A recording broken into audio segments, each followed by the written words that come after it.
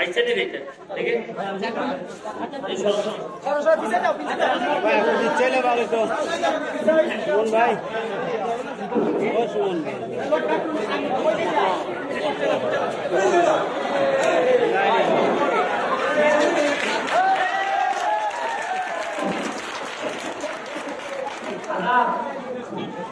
ভালো আসুনি আছে ভালো নাই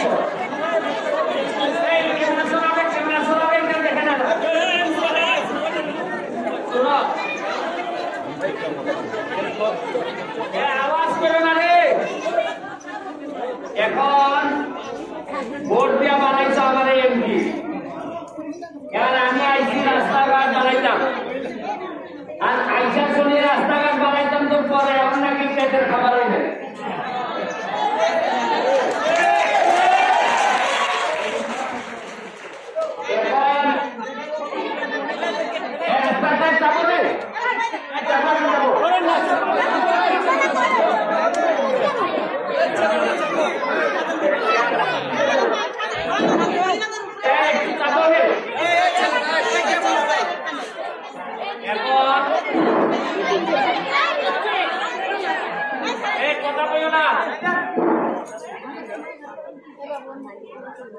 গেছিলাম গেলানিতে গেলানিরও একই অবস্থা এখন আমার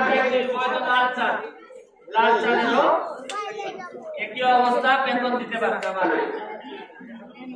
আমি মালিক রে জিগাই যে বাইরে তুমি যদি বেতন দিতে না পারো তাহলে এটা সাইরা তো না মানুষের বেতন তো না দিলে তো এরা খাইব কি আমি এমন এক সময় এমপি হয়েছি যে সবচেয়ে খারাপ সময় আমার এমপি বানাইছে আমি রাস্তা বানাইবো কোন সময় মন্দির বানাইবো কোন সময় এখন তো দেখি চাল লইয়া আসা লাগে আরো আগে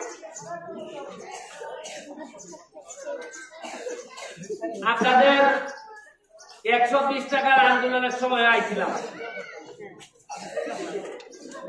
তবে একটা কথা আমি বলি আপনাদের জেনে রাখেন যার মা নাই হয়তো তার বাপ আছে যার বাপ নাই তার হয়তো মা আছে যার বাপ মা কেউ নাই তার উপরে হয়তো ভগবান ইচ্ছার সমান আপনাদের জন্য আছে আমি প্রয়োজনে আমি এমপি গিরি সাইডে দিব তাও আমার চা বাগানের একটা শ্রমিক আমি না খেয়ে থাকতে দিব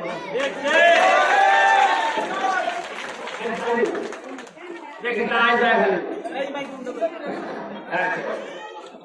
আমি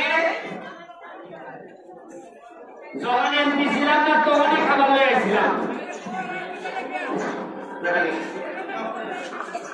এখন আজকে আমাদের নিজাম চলছে আপনাদের মেম্বারেরা আমার বললো যে চাউলের অভাব এরা বেতন পায় না চাউল নিয়ে আইছি বেগম এই গেরানের বসে চাল পাঠাও হয়তো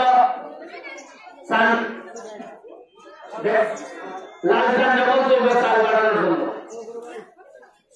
এখন আশ্চর্য লাগে কি জানেন আমিও একমাত্র এমপি আপনারা মাসে মাসে একবার করে দেখেন আগের এমপি দেখছেন কখন শুনছেন কিরকম দেখতে খালি নেতারা কইছে আইবাস তো এমপি নাই আর আমি নির্যাতন করছি আমি এখন সব চা বাগানের মানুষের সাথে আমার প্রেম হয়েছে কারণ এইবার আপনারা আমার ভোট দিয়ে যে ইজ্জত দিচ্ছেন যে আশীর্বাদ দিচ্ছেন এরপরে আপনাদেরকে রাখতে আমি যাই কেমন আমার কাছে মনে হয়েছে সারা জীবন নেতাগিরি করে কি করবো এই যে 5 বছর আছি এই 5 বছরে যদি আপনাদের হৃদয়ে জায়গা নিতে পারে এইটাই আমার জীবনের বড় সফলতা আপনাদের মামলার কথা বলছেন এটা আমি আজকে কাগজপত্র নিয়ে যাইব যাতে আপনাদেরকে ডিস্টার্ব করতে না পারে আজকে চাল দিয়ে দেখেছি আমি মালিককে বলবো মালিক করে বলবো যে যেভাবে পারেন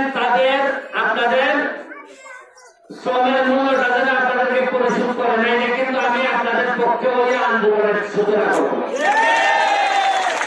এই আন্দোলনে কিন্তু আমি আপনাদের পক্ষে থাকবো, আমি কিন্তু এই পক্ষে না। আর আপনারা জানেন কিনা, আপনারা তো টিভি দেখেন না দেখি, এমপি হওয়ার পরে মহান সংসদে গিয়া জননেত্রী শেখ হাসিনার সামনে দাঁড়াইয়া প্রথম যে বক্তব্যটা রাখছিলাম, এই বক্তব্যতেই বলছিলাম যে মাননীয় প্রধানমন্ত্রী, আপনি যদি চা বাগানের শ্রমিকরা আপনারা মা মনে করে, আর আপনি মা হইয়া যদি আপনার বাচ্চাদেরকে রক্ষা না করেন, যে আর কেউ বাংলাদেশে করবে। এরপরে চার দাম কিছু বাড়া শুরু হয়েছে, আর মানে যদি ভালো থাকে আপনারা শ্রমিকরাও ভালো থাকবেন। কারণ আপনারা কি জানেন যে 1 কেজি চা পাতা উৎপাদন করতে খরচ লাগে 200, কত লাগে? আর 1 কেজি চা পাতা বিক্রি করে কত জানেন? 100। তেলের খরচ কত? মানে বানাইতে লাগে 200 আর বিক্রি করে 100, কত বছর? তাহলে এই লস হইলে এরা দিব কেমনে? ব্যবসায় যদি লস হয়, দোকানে যদি লস হয়, দোকানদারকে আমরা করবো। আমার মত হইল এতদিন ধরে যে লস হইতেছে, এই চা বাগানের এমপি মন্ত্রীরা কইছিল, এরা একবার বলতে পারলো না শেখ হাসিনারে? কেউ কিছু পারে। যাই হোক, আমি কথা বাড়াইতাম না। বাচ্চা কাচ্চার পড়াশোনাটা বন্ধ করা যাবে না। ব্রিজ কোনো 1.5 কোটি টাকা একটা ব্রিজ দিতেছে, বলছিলাম যে 7 মাসের ব্রিজ 2 মাসের মধ্যে কোনো একটা মনে আছে নাকি? জানেন 2 মাসের মধ্যে কান ধরাইছি। তবু চা বাগান গুলাতে আমি পর্যটনের ব্যবস্থা করতেছি, বিদেশ থেকে মানুষ এই বাইরে এই জায়গায় ঘোরাঘুরি করবে, এখান থেকে পুরো টাকা ইনকাম করবো। এখন আর বাগানের মালিকের উপর পুরো বিশ্বাস করা যাবে না, এরা এখন কি করে বোঝা বড় মুশকিল। তবে আপনারা যথার্থ যতদিন আপনারা ছেলে মনে করে আমার এই বিমানে রাখছেন, মনে রাখেন আমি আপনাদের প্রকৃতি একটা বাচ্চার মতো, আপনাদের পেটের বাচ্চা যেভাবে আপনাদের পাশে তো সময় থাকার কথা, আমি ব্যারিস্টার সুমন এমপি যতদিন আছি বা এরপরে নাও যদি থাকি, তাও চা বাগানে আমার মায়ের অধিকার নিয়ে আপনাদের সাথে থাকি। আপনারা আমার জন্য আশীর্বাদ রাখবেন, আপনাদের জন্য আশীর্বাদ রইল। আর নির্বাচন আসছে, একটা উপজেলা নির্বাচন আসছে, আমি আপনাদের কাছে আশীর্বাদ চাইব এবং আপনাদের কাছে বলবো যে দোয়া করবেন যাতে একটা সৎ লোক, যে মানুষের টাকা মারে না, যে মানুষের গম মারে না, যে মানুষের চাল মারে না, যে চা বাগানের মানুষের 5,000 টাকা আসলে 1 থেকে 2,000 টাকা মেরে দেয় না, এইরকম একটা তরুণ একটা এইরকম কাজ করতে পারে, ঘামতে পারে, এরকম একটা লোককে ভগবানের রাস্তে এরকম একটা ভালো লোককে ভোট দিয়ে আনতে আগামীতে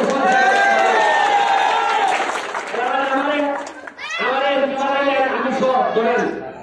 আর যদি আবার পরবর্তীতে চেয়ারম্যান, উপজেলা চেয়ারম্যান বানানো সব, তাহলে টাকা আপনাদের চাইব, আমি টাকা থেকে বরাদ্দ আনবো আর এখানে খাইয়া শেষ করে দেবো।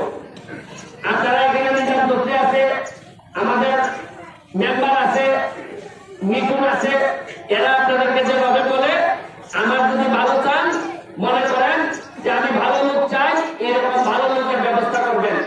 আর সারা জীবন নাইলে কিন্তু ভোগ করবো। ভালো সময় আজকে যেটা আমারও ভোট দিয়ে নির্বাচিত করছেন, এই জন্য দুঃসময় এসে এখানে বসে গেছি।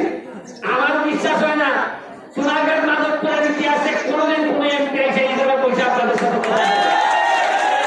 আজকে ভোট দিয়ে নির্বাচিত করছিলেন বলে আন্দাজে তুলে তুলে গেল। আমি আজকে চাল দিয়ে গেলাম, আগামী সপ্তাহে যখন যদি এরকম হয়, আমি আপনাদের সাথে আছি।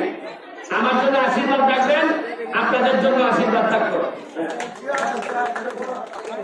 আরো একটা খবর নেন, আমি বিবাদ পর সব বাগানের মধ্যে সবচেয়ে দামি কাজটা প্রায় 1.5 টাকার কাজটা দেওয়ানি বাগানে হচ্ছে। আপনারা ভালো থাকবেন। 5,000 টাকা করে দিয়ে এখন পাননি আপনারা এই আগামী সপ্তাহে যারা দায়িত্বে আছে এরা আপনাদের কাছে এসে যোগাযোগ করবে, যোগাযোগ করে কইলা যাবে যে টাকাটা কই আছে।